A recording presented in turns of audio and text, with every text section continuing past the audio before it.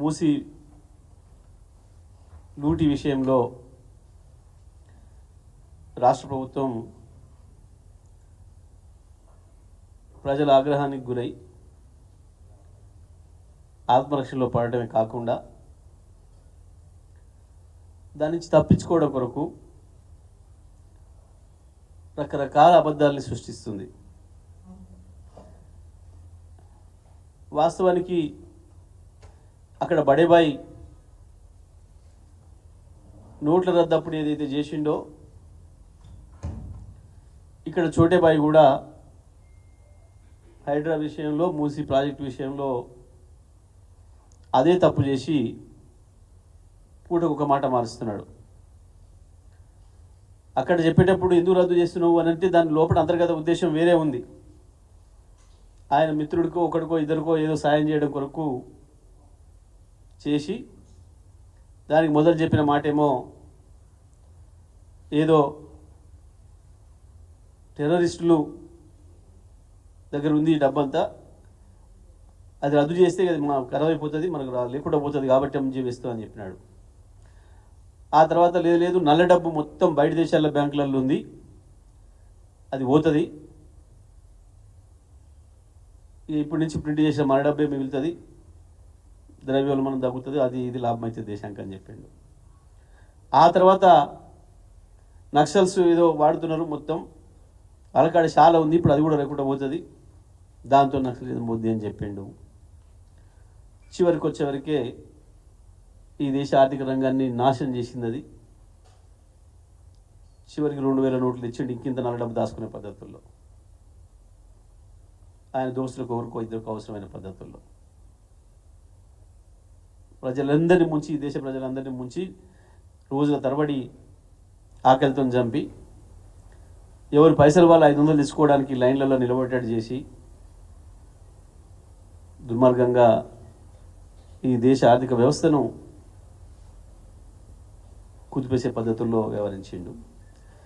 అదే పద్ధతుల్లో ఇవాళ ఇది ఎవరి మీద ఒక వ్యక్తిగతమైన కక్షతోని హైడ్రా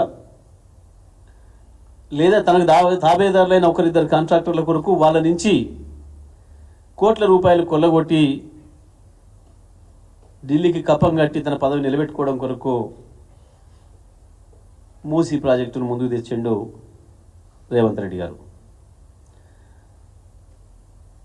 ఇప్పుడు మేమే కాదు, ఇప్పటికీ ఎవరడిగినా సమాధానం లేదు. అసలు నువ్వు మూసీలో ఏం చేయదలుచుకున్నావు, దేని కొరకు ఈ కార్యక్రమం ప్రారంభం చేసినావు, ఇల్లు కూలగొట్టే కార్యక్రమం అర్జెంటుగా దేనికి ప్రారంభం చేసినావు? ముందు కేవలం చెరువులని నీళ్ళలో నింపాలే, చెరువులలో ఇండ్లు అయినాయి, నీళ్లు తక్కువైనాయి, అందులో కింది పొలాలు ఎండిపోతున్నాయి, అందుకనే అర్జెంటుగా హైడ్రాతో మొదలు ఐఎఫ్టీఎల్ పరిధిలో ఉన్నాయి, బఫర్ జోన్లో ఉన్నాయి, కూలగొట్టాలి అని చెప్పి మొదలుపెట్టిన అన్నాడు. ప్రజల నుంచి తిరుగుబాటు వచ్చింది. అసలు మొదట హైడ్రాని ఇంతేందో పెద్ద ఈ హైడ్రా వచ్చింది కాబట్టే ఇక ఈ హైదరాబాద్ మిగులుతుంది, హైదరాబాద్ లేకపోతే హైడ్రా లేకపోతే హైదరాబాదే లేదు అన్న పద్ధతిలో ప్రచారం చేయించిన ఆయన తాబేదారులు. చివరికి కోర్టు మొట్టికాయలు వేసేంత వరకు దానికి లీగల్ శాంక్టిటీనే లేదు అని చెప్పి నిన్న మొన్న ఆర్డినెన్స్ ఇష్యూ చేసి, అంటే ఎంత అనాలోచితంగా ఉంది ఈ ప్రభుత్వం. అసలు ప్రభుత్వం అనేది ఒక చట్ట పరిధిలో పనిచేస్తుందని లేదా అవసరమైనప్పుడు చట్టం చేస్తుందని ఆ సోయి కూడా లేని వాళ్ళు ప్రభుత్వాన్ని నడుపుతున్నారు. మూసీ విషయంలో మూసీ సుందరీకరణకు సంబంధించి అసలు మీ దగ్గర ఉన్న ప్లాన్ ఏంది, దేని కొరకు, ఏ మేరకు చేద్దాం అనుకుంటున్నారు, ఎంత మేరకు చేద్దాం అనుకుంటున్నారు? మూసీ ప్రక్షాళన చేయదలుచుకుంటే కూలగొట్టి అక్కరేంది? సుందరీకరణ కొరకు అయితే కూలగొట్టి అక్కరేంది? దేని కొరకు అసలు ఇది? మూసీల్ని ఏం చేయదలుచుకున్నామనే విషయాన్ని ఇప్పటివరకు ఎక్కడ చెప్పలే. పైగా 1,50,000 కోట్లని స్వయంగా ముఖ్యమంత్రి చెప్పినే ఉన్నాయి. నిన్న